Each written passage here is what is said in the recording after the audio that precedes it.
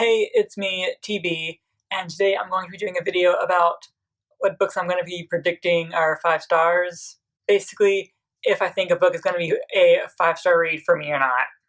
Because I don't think that first sentence made any sense. But hey, so let's jump right in.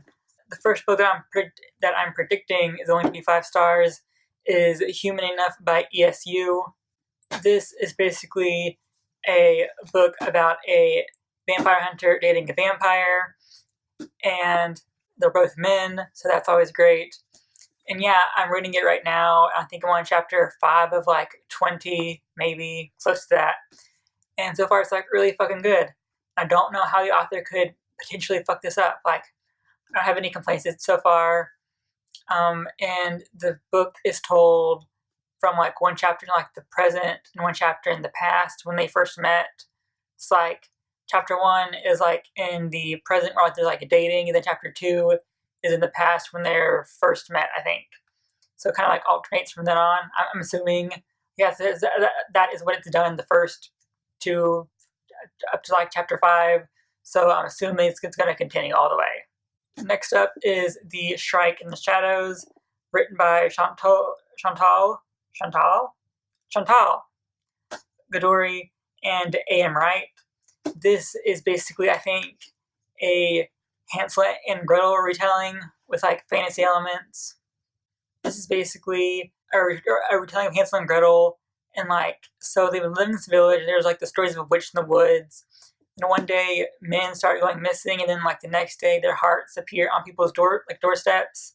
So then Hansel and Gretel basically get accused of being like witches or monsters or whatever, and they get told they're either going to burn at the stake or they have to leave the village forever. They choose to leave and like brave the spooky woods.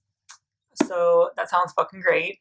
And I'm predicting this to be 5 stars because this was published by Parliament House, and I just trust their opinions after reading, I think they did Marrow Charm by Kristen Jacks, which was a 5-star read for me.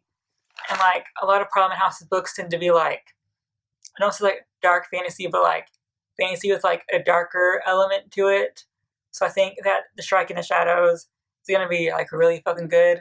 Next book I predict is gonna be 5 stars is Frankenstein.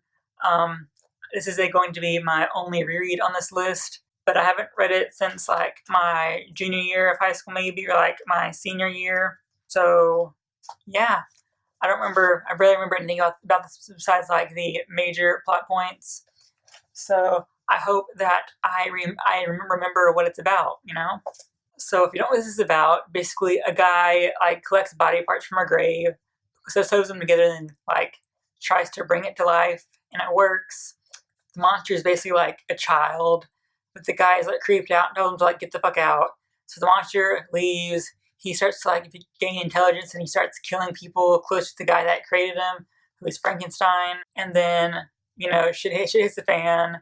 So like the Dr. Frankenstein has to worry about people dying around him. The monster wants to beat the fuck out of Frankenstein. It's a great time all around. I think I'm gonna like it the same the second time around, hopefully. So yeah. So my next 5-star prediction is Something Strange and Deadly by Susan Dennard. I think this was her first book and like her first series. And while I think this is her debut, I might be wrong, but I'm pretty sure it is. So there might be like weak points because it was her debut, because debuts are always kind of weaker. But I think this is going to be 5 stars because I think I've never heard a book by her being called bad. So that's always really good. So basically this book is about like Victorian England plus like zombies.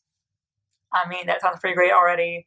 So like our main character Eleanor joins this group called the Spirit Hunters, which, I mean, by that name alone, I'm down with this group. Like, I like them. I want to support them already. So the next prediction for 5 stars is going to be Red Sister by Mark Lawrence. Basically, this has been all over the fantasy side of BookTube for like the past year or 2, and I just keep hearing good things about it. I don't think I've heard a single person say that it was bad. And I don't read a lot of adult fantasy, so I mean, why not start today? So basically, this book is about our main character, Nona. I don't say Nona. She is an orphan at like 9, I think. Whatever. Our main character is like a child, and she is bought by this school of like assassin nuns, basically, and they are training to be assassins, of course. And I think Nona has like a dark secret or like a dark past or something. So it all sounds really great, and it's like a fantasy world, so it sounds fucking fantastic to me. So my final 5-star prediction, and I think the only like non-fantasy, technically Frankenstein is like considered a classic and not fantasy, but it involves a man bringing back a zombie back to life. It's totally a fucking fantasy or like science fiction novel, so I'm counting it as like a science fiction / fantasy novel. It counts, whatever. The only book I'm reading that's not going to be counted in that list is There by Tommy Orange.